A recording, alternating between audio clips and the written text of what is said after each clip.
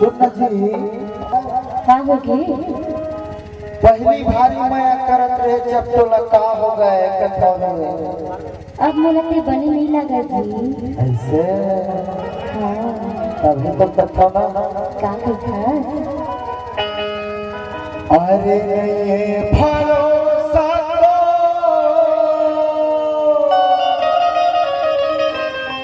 का बस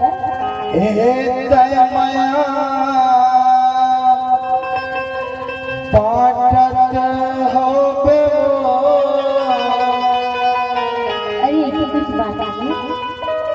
और ये भरोसा करो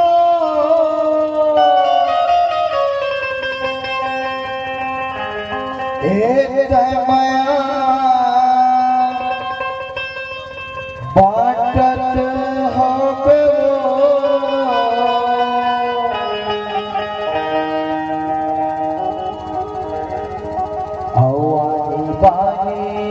के चुरा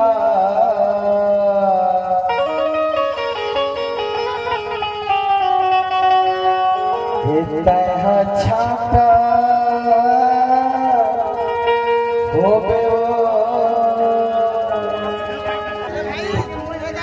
नहीं ये भरोसा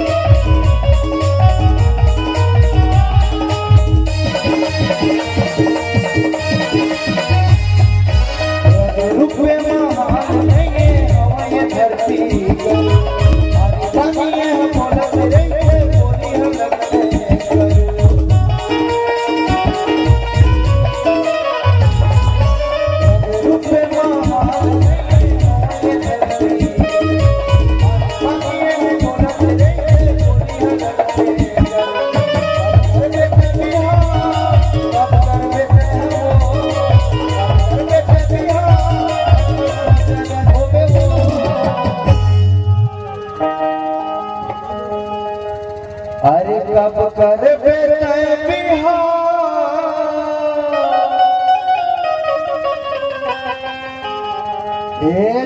मन में सोचत हो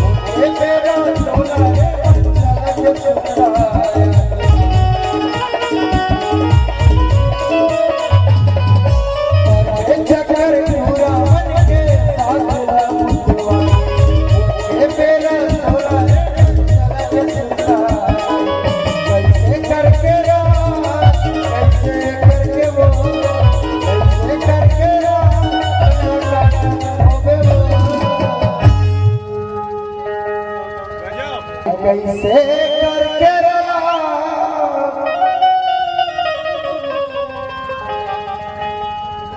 करके काटत हो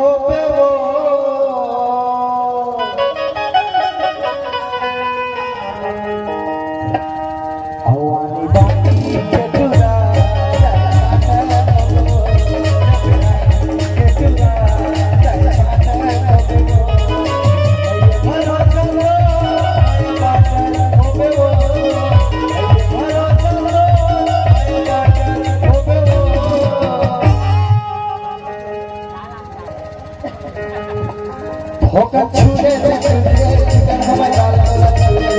होकर छूले से लगे हमारे लाल वाला छूले और मधुर लाली और है वाली और मधुर लाली और आई ना चल कर चाल वाली होकर छूले ये होकर छूले मोला झच्चू बेटुरा रे झच्चू बेटुरा रे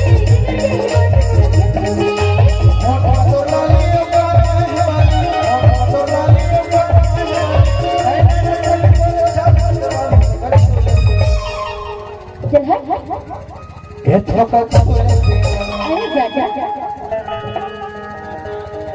मोला झच्चू बेटुरा रे झच्चू बेटुरा रे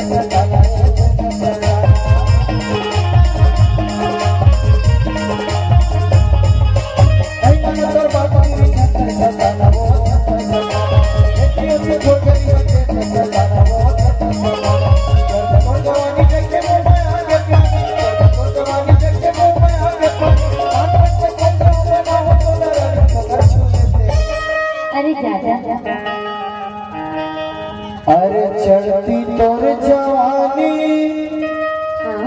देख के आगे पानी और नानपन के सोचे ये बनाहू तो रानी अरे ज्यादा हाथ बचले मोला झच्चू बेटुरा रे मोला झच्चू बेटुरा रे मधुर लाली और है वाली और मधुर लाली और आई ना चल कर चाल वाली होकर छूले ये होकर छूले मोला झच्चू बेटुरा रे झच्चू बेटुरा रे